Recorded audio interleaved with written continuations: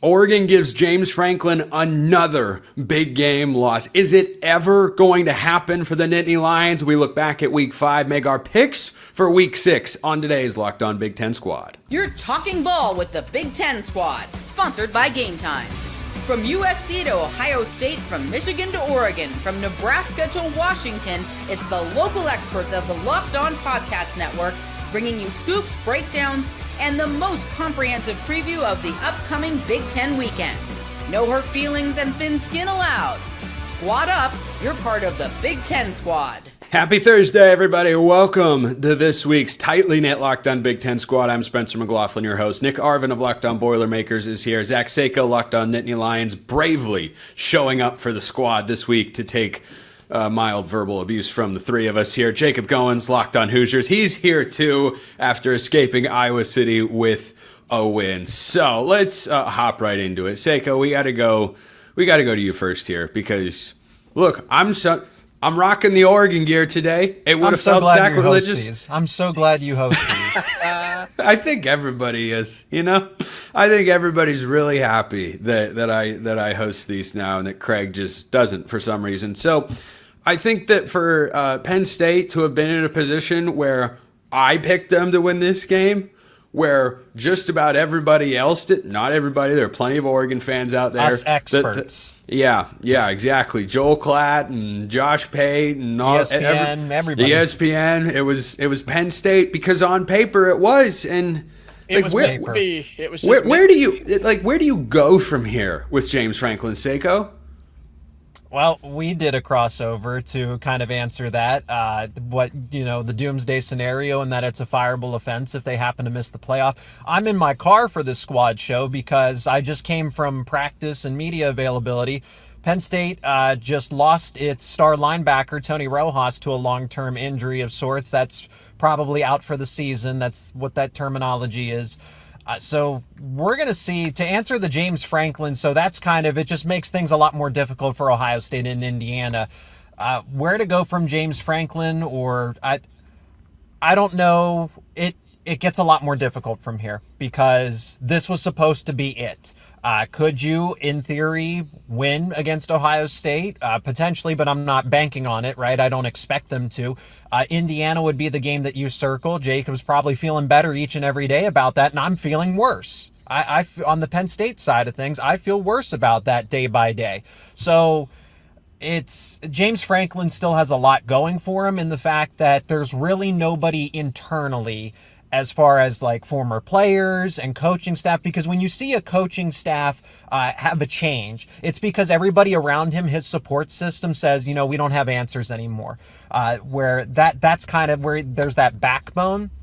But James Franklin has that. He has the support from every single former player, with respect, right? There's going to be a player here and there that didn't like him, but I would say 99% of former players and coaches that he has on staff all will go to bat for James Franklin. He's got a strong recruiting class in 2027 that could be top 10 at a minimum. And do you want to blow all of that up? I mean, they could disappoint. Who knows? But yeah, that's what you're teetering on is, do you want to blow all of that up right now? Yeah, Goins is just inching to get into this conversation. So let me go to Nick first with thoughts on James Franklin. What did you think watching this game from afar, other than I hope Purdue gets a game day matchup during Barry Odom's tenure? No, so my thought process is two things can be true in this situation. Number one, Oregon absolutely deserved to win that game. They went into Happy Valley. They played hard football, and they won that game. But on the other hand, for Penn State, he's back. The pillow is back. Oh, Nick is new. Nick is new here. He doesn't know about the pillow. Oh, God. Well, I was going to say, don't explain it for the audio listeners because they don't want to know. Yeah, our audio listeners I have a just, beautiful Oregon no Duck pillow with the Duck Fighting Ducks logo on it, and Head on, by the way, head on the pillow. Correct. And it only comes out during special situations, and this qualifies. Yay! Something neutral arbiter. of college football. I think you're confusing me with someone else who I'm told is a very good host and a strikingly handsome individual. Indiana fans would disagree there, sir. Indeed, they might. Anyway, Nick, continue since our shenanigans cut you off. Absolutely, and I don't think that it's too late for Penn State. I think Penn State can absolutely rebound. It's one game. However, when these underwhelming kind of outcomes continue to happen, when you go into this whiteout game, and Dan Lanning said it, they're usually 7 points. That crowd is worth 7 points, and they just weren't in that matchup. That's underwhelming. If you're a Penn State fan, you expect to win games like that because it's at your home field, it's in your home environment, and that's a game that's been hyped up for the whole season long. So I think if you're a Penn State fan, you're upset about this one, but I don't think it's too late for Penn State. I think that you need Drew Aller, your leader, to be a little bit better than how he was, 137 yards, 14 for 25 in this one. You need your team to be better, but it's not too late for Penn State. All right, Goins, you can jump in now. And by the way, might I remind you of your next opponent in case you forgot? This is your next opponent, Jacob. We're ready. We're ready. Just throwing it out there. Yeah, I mean, you made Iowa look like, I don't know, top 10 team in all of college football, dare I say. Pretty good defense for Iowa. Yeah, their offense is still as bad as ever, good. And Indiana's defense proved why that was the case. So we'll talk about that moving forward in a little bit. But Seiko, 11th season, right, for James Franklin at Penn State this year. This is year 11. More than that. This is year 13. Year 13. Apologies. No. Curt Cignetti's in year 2 at Indiana. James Franklin, year 13 at Penn State. Would you like to know that they're both tied for the amount of wins against top 10 teams in the Big Ten? Do you want me to sign out? Do you want me to just sign off early? Hey, Seiko, by the way, it's year 12. Actually. Oh my goodness, it is year 12. Yes, it is. It's been so long they just can't keep track anymore. They're so miserable in Happy Valley they just can't keep track of. It is Sad Valley at the moment. Sad Valley indeed. Unhappy Valley. Unhappy Valley. Unhappy yes, Valley. Think about that, and I wish there were more people here to react to that amazing stat. But Curt Cignetti in year 2 at Indiana and James Franklin in year 12 at Penn State have the same amount of wins against top 10 teams in the Big Ten, and it's just 1. It's unacceptable for James Franklin at this point. In my case is, if it's not going to happen now, which was the motto going into the season, Seiko, right? If it's not now, it's never. And if you can't win that game when you had every opportunity to do it and you waited 3.5 quarters to, wake up offensively, then it's never going to happen for him there at Happy Valley. And I hate that because I think he's a good coach and a good dude, but it's over, man. It's over, in my opinion. It's time to really start having those conversations and move on and find somebody that can win those games. I'm going to extend an olive branch here to the Penn State fans who have definitely consumed my content a time or two in the lead up to this game. Last year, the same thing could have been said for Ryan Day after losing twice in the regular season, right? Maybe not the Oregon game because it was on the road and like that's a tough place to go into and win. But when they lost to Michigan, what was the narrative? He's got to go. The Tennessee game was his job. Yeah, he was. And I think James Franklin's going to be in that sort of position at some point this year where you're going to look at it and go, Indiana's the job game. Maybe. Wow. I think that's totally fair because if you can't beat Indiana, that's at home, right? Yeah. Yeah, if you can't beat Indiana at home, how are you beating Ohio State on the road? It's gonna be a circumstantial thing, though, right? Like I said, I just came here to report that there's a long-term injury to a key star player. You don't know what your roster is going to look like, so. Again, I don't want to speak that into existence, but circumstantially speaking, if, Indiana comes in with its, most of its full roster, Penn State, same thing. If there are dramatic changes, then, okay, you need the context, you need the nuance there. But yeah, Penn State's favored, right? If Penn State's going to be favored again, the expectation is, hey, you can go 10-2 because they still make the playoff if they lose to Oregon and Ohio State. They don't make the playoff if they lose to Indiana. And Spencer, you took the hardline stance and said that's a fireable offense. It is, and that they should just move on from him from then and there, because you did get all the resources going into the season. You got the buy-in, the amount of NIL and the amount of coordinating that it took to retain this roster, and then to go and get Jim Knowles because the excuse was, well, we don't have enough. We don't have enough. We don't have the right coordinator. We don't have the right coordinators. We weren't able to retain our players, right? There was always that. It was just, we're missing one piece. And then this time, what I said on my show all season was, or off season was, they don't have that missing piece. Okay, so then what is it this time? Yeah, I think that's a great way to put it. Is like, if this is the best shot that he's had, and if he doesn't turn it around, I don't know how you can feel optimistic about going for it. It's not like he's only been given 2 or 3 years. It's over a decade at this point. More from week 5, beyond what happened in this game. Goins, what almost happened in Iowa City? We'll talk about that. Ohio State gets it done at Washington. That is all still to come on the Locked On Big Ten Squad.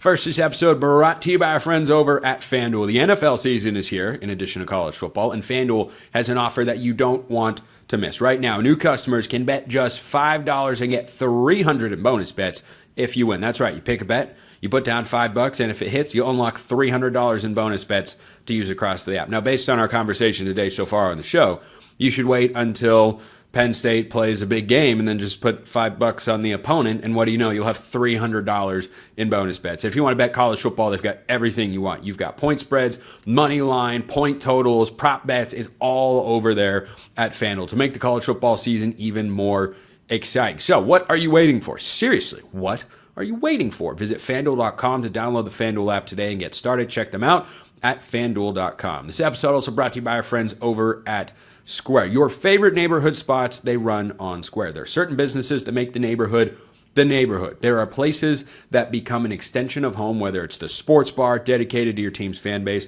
the spot with the best wings in town for game day, or that beloved local chain that's been rooted in your community for years. When these places thrive, the whole neighborhood thrives. And these places are thriving because of Square. You've probably used Square.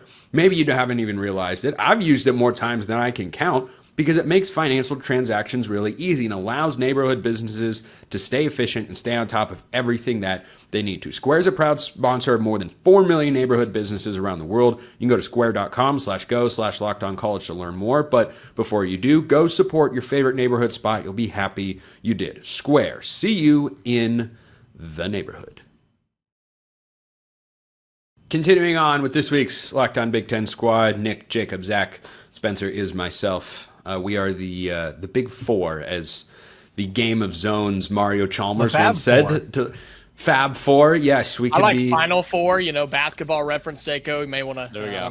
May not be for you, but and Spencer, wrestling. Did you say something about wrestling? Oh, we could talk about that.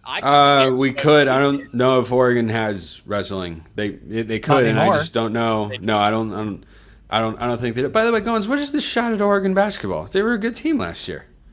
You should know. They beat Indiana. They beat Indiana. They knocked us out of the NCAA tournament. Yeah, exactly. Yeah, don't be taking shots at Oregon basketball on the show. All right, let's get back into the football, though, because your team, Jacob, we're starting with you. 20-15, the final. Now, am I correct in saying that they readjusted the rushing stats in this game by removing Fernando Mendoza's sprint into the end zone for a safety? We don't have to talk about that play. It was, but that happened. That happened, right? Yeah. No, it happened. Yeah. Okay, that's what I think. It happened. Yes. I think it makes plenty of sense. But this game is one that I talked about on my show, and I said, just forget about it if you're an Indiana fan. Like, this is ugly. This is not a great game. Yeah. And Iowa's a good defensive team. Yeah, they're at home.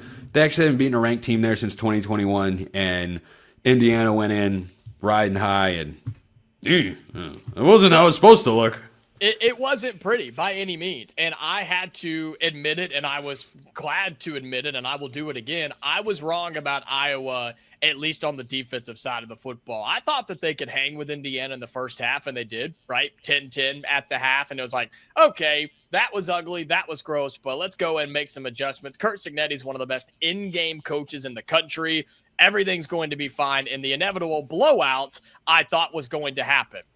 And it simply didn't. Man, Iowa pushed around Indiana's offensive line, which is really unfortunate because there are P4 guys from other schools on that line that you brought in through the transfer portal, and they just got bullied. Indiana couldn't run the ball. Mendoza was running for his life, had to pick up some yards with his legs, threw his first interception of the season, did the at-time Heisman favorite, and has since dropped because of it.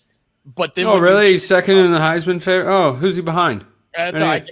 Give it time. It's okay. Any idea? Ryan Brown of Purdue. Drew Aller? Is Drew Aller up there?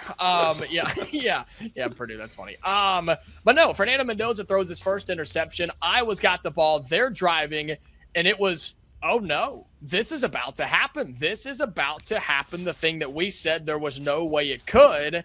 Iowa misses a field goal. Mendoza's driving down, gets popped in the mouth, but it doesn't matter. He delivers a dart to one of the best receivers in the Big Ten, Elijah Surratt. He runs it all the way home, and Indiana gets out of Iowa.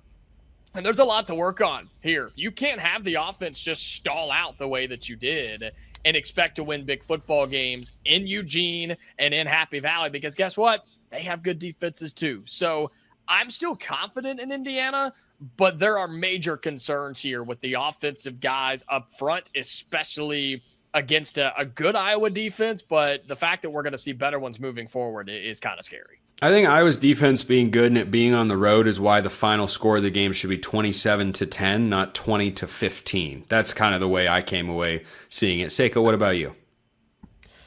Yeah, I mean, could you borrow any points from the Illinois game? I think that's where you used all of them. You emptied the cabinet to make a statement against Illinois, which is fine, but you didn't carry anything over to Iowa. Look, Iowa's going to be your traditional. They're scrappy all the time. That they're going to give you a fight no matter what. I'm never going to overlook. I mean, Penn State's going to go to Kinnick. I'm not going to overlook that game by any means. And I know that maybe Mark Gronowski might be banged up and stuff like that. You're still going to get usually the best from Phil Parker in the defense. The interesting thing is, though, Rutgers seemed to have no issue moving the football against that defense, but Indiana did. So what gives? Yeah. No, it's usually a game plan, coaching thing, player motivation. But Indiana's defense looked incredible, guys. You had guys like Aiden Fisher, Michael Kamara. Oh yeah, against Iowa's offense, that's difficult, man. It's hard to look good against. They might have the Joe Moore Award winner at offensive line, though. They could, but Seiko, can I commend your sicko knowledge of college football that you were tuned in to what was, I believe, a Friday night game in Piscataway between Rutgers and Iowa. I love that you just pulled that out. Right there. Nick, absolutely. I know you're newer to the network. Get to that level of desire to watch this sport. There are Big Ten counterparts. Why shouldn't I watch a Big Ten game? I love it. That's Kirk Ciarrocca used to coach at Penn State. Why would I not watch that game? I and think they play Iowa. Penn State plays Iowa. By the way, can anyone tell me the score of the Rutgers game from this past week?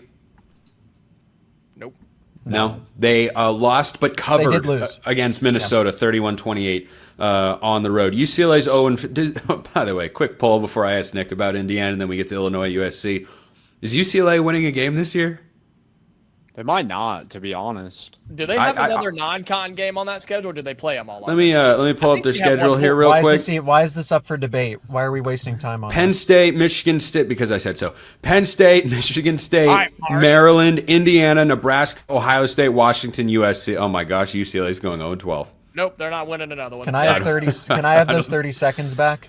Yeah, no, you cannot. But anyway, Nick, closing thought on Indiana, and then you can lead us right into discussion about a team that you've seen this year in USC, who lost another close game to a ranked opponent in Illinois. Yeah, so for Indiana, Purdue's on a bye week. I have to hate watch the Hoosiers, but this is going to sound surprising for me, but I have to stick up for Indiana in this circumstance, because against Illinois, that team, they blew out the Illini, and an Illini team that I thought was going to be pretty good. Definitely give Indiana a fight. They just killed them at home in that matchup. So going into this week, what's the expectation? Well, I thought that USC would show a similar fight against Illinois. I thought that Indiana would show a similar fight against Iowa, and it just goes to show that any week, Big Ten games are hard to win. And for Indiana, I feel like we're having a different conversation if you somehow lose that game against Iowa, but you don't lose that game. So I don't feel like it's the end of the world. You don't have your best showing, but defensively you did enough. You kept Iowa to a low enough score that you were able to pull it out. Stick with your identity. If you're a Hoosiers fan, I don't think that team really has much to worry about at that point. And then do you want me to go ahead and hit on Yeah, Illinois? go ahead and go right into USC, because Lincoln Riley did it again. Talk about UCLA. Just mention UCLA. Snatch defeat. Northwestern, if you want. I mean, yeah, let's win a Big Ten game. See, but yeah, they did. I expected them to. I think we all kind of expected them. Yeah, but Nick, USC snatched defeat from the jaws of victory again. Mekhi Lemon was unguardable, and yet they still lost.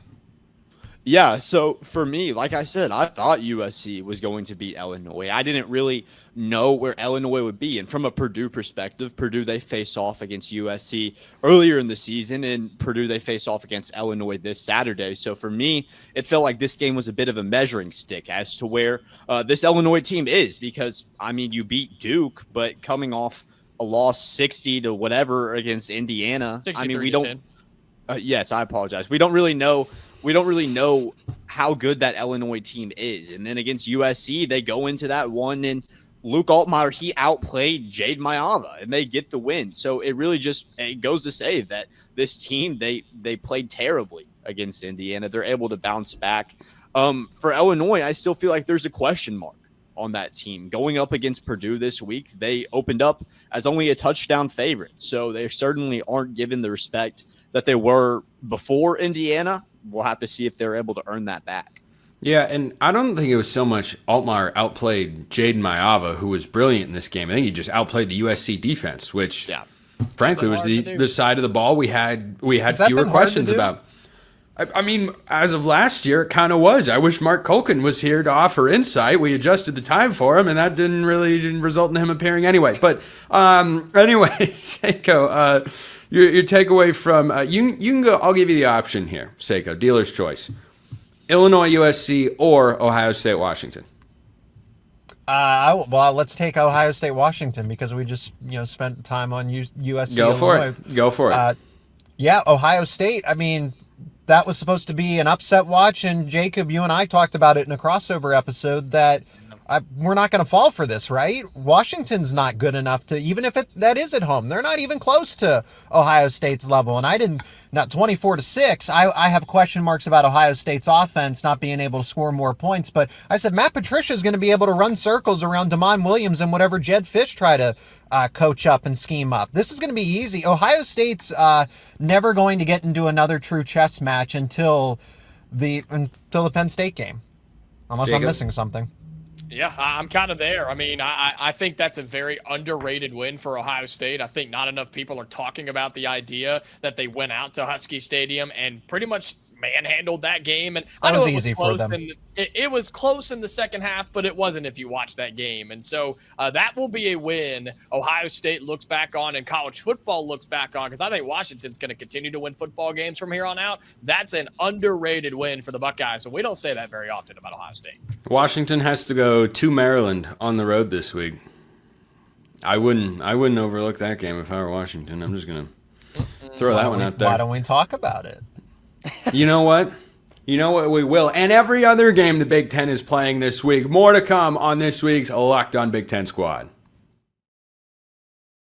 First, this episode brought to you by our friends at Mazda. Mazda crafts cars for those who do more than simply move. Kind of like your favorite players on your favorite teams. They're doing more than just playing a game or getting some yards. They're moving the team forward. Mazda moves the car game forward. Mazda delivers confidence with every ride, with more IHS Top Safety Pick awards than anyone else as of August 2025. You can feel the Japanese craftsmanship in every detail, from the metallic accents to available Nappa leather upholstery. You can make everyday drives feel like anything but. Why be boring? Why be ordinary? Why be Fernando Mendoza when you could be Dante Moore? I mean, goodness gracious, that's not even a close discussion. Jacob is just seething backstage at that particular comment. But from smooth handling to intuitive controls, with all-wheel drive in every crossover SUV, you can drive with confidence through almost any season. Like the players of your favorite team, Mazda sweats every detail. Because when you make every detail and every move count, impossible becomes irrelevant. Mazda, move and be moved. This episode also brought to you by our friends over at Game Time. College football is back. I love it. You love it. We all love it. And the tailgates, the rivalries, the energy in the stands, there's nothing like it. There's nothing like it. If you want to experience that in person, Game Time is the way to go. And you don't want to go through a battle just to get to the games. Endless queues, hidden fees, prices jumping at checkout. That's why you should use Game Time, the app that gives the advantage back to fans. It's the easiest way to score last-minute tickets at the best prices with no surprise fees. What you see is what you pay. That's my favorite part about it. You don't get slapped with more at the end. It just bugs the crap out of me, and Game Time is not about that. Take the guesswork out of buying college football tickets with Game Time. Download the Game Time app, create an account, and use code LOCKEDONCollege for $20 off your first purchase. Terms apply. Again, that's promo code LOCKEDONCOLLEGE for $20 off. Swipe, tap, ticket, go. Download Game Time today. All right, let's get into our picks for Week 6 in the Big Ten Conference. And Oregon off after their big win against Penn State. They get to sit with that for a while. I think plenty of Oregon fans are okay with that. Let's start with the game we were talking about on the other side of the break. Washington going across the country to take on undefeated Maryland. Nick Arvin, are you riding with the Terrapins here? Mike Locksley might surprise some people with Malik Washington at quarterback. I mean, if you told me preseason that the spread on this game opening up would be 6.5, I would say that you're absolutely crazy, because I thought that, like a lot of people thought, that Maryland would be one of the worst teams in the Big Ten this year, and they've been anything but. Although they haven't had a big test so far, Malik Washington, he's really proved that he's kind of an X factor for this Maryland program, where he can bring this program to a couple more wins than anybody really expected. However, I don't believe that he's going to be able to win against the Huskies. I think that this Washington team, we talked about it week after week after week, they're continuing to rely on the run with Jonah Coleman, one of the best running backs in the nation. I think that they have the advantage there over Maryland, and I think that Maryland, facing off against one of their first big tests, they fail, go to 4-1 on the year. Listen to the shot taken at Wisconsin in there. They haven't been tested yet. They were on the road at Wisconsin last week. Seiko. Wisconsin is not a test in 2025. Oh, if only Ryan Herrings were here to defend his Badgers. Alas, he's not. That's about all. Seiko, Huskies or Terrapins? It'll be a defensive struggle, to say the least, because I don't think Washington's going to have to overcome the cross-country trip.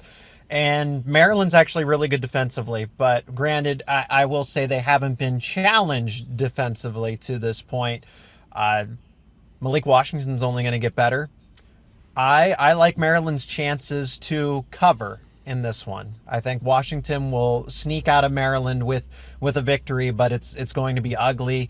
Let's go 24-20 Washington. That's called Seiko's Superdog selection of the week, is Terrapins plus 6.5 per our friends at FanDuel. Goins, Terrapins or Huskies, better matchup on the field than a mascot battle off the field. I think the Huskies win in that one. What about the game?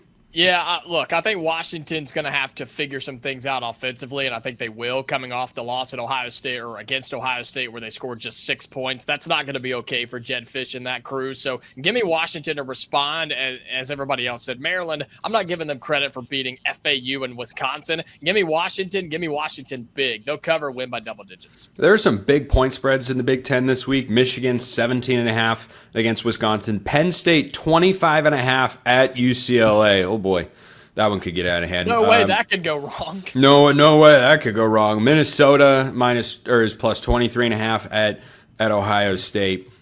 Does anybody have a stunner of all stunners in there, or can we move to the more exciting matchups?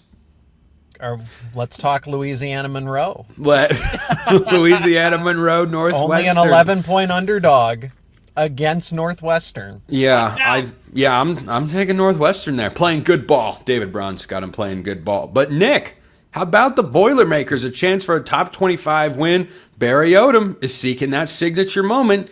Here's a chance. Illinois could be an emotional letdown spot. You got to go on the road after a dramatic field storming win against USC last week. What do you make of the Boilermakers' chances here against the Illini? No, yeah, it's absolutely a trap game of all trap games. Wait, what did you say to start that response? I said it's absolutely a trap game of all trap games. No. There was something before that. There was something before that. Oh, Did you even hear it? No, I said yeah. It sounded like no, yeah. Oh, really? I'm just saying no, yeah. My bad. Oh. Hey, don't let him. Hey, Nick, don't let him pick on you, bro. Don't. Look, Spencer Oregon wins one big game, and he acts like he's just. Oregon's not even going to win this week, and he's talking smack. Yeah, I mean, literally. They're not going to lose either. Yeah. Yay. Go ahead, Yay. Nick. And look at me sticking up for the Purdue guy. You know it's bad when I have to speak up for Purdue. You were laughing too, Jacob. Yeah, and I changed my mind, Spencer. So as I was saying, this is the ultimate trap game for Illinois. You come off a win against USC. Like you said, Spencer, a very emotional victory in that one. And then going into next week after Purdue, you face off against the Buckeyes in Columbus. That's one that I'm not necessarily saying that they are doing it, but it would be easy for a team to go into West Lafayette and still have the mindset we're looking forward to this big matchup in Columbus this next week. That is definitely a possibility. And for people, if you think back to last year, this Illinois versus Purdue game was one of the only games that was really watchable from a Purdue fan perspective. That one was 49-50 in overtime. Ryan Brown's first game as a Purdue Boilermaker. He jumps in, throws for almost 300 yards, over 100 yards rushing. There's definitely the possibility for Purdue to come into this one for there to be a similar shootout as there was to last year. I do expect that to happen. I just don't know if Purdue is quite yet ready to get that win of that magnitude. I think that they definitely have some winnable games in the month of October. I don't know if this is one of them. I do think that they stay in this one. I have it at 42-35, Illinois. Whoa. Arvin's hitting the over there. Yeah.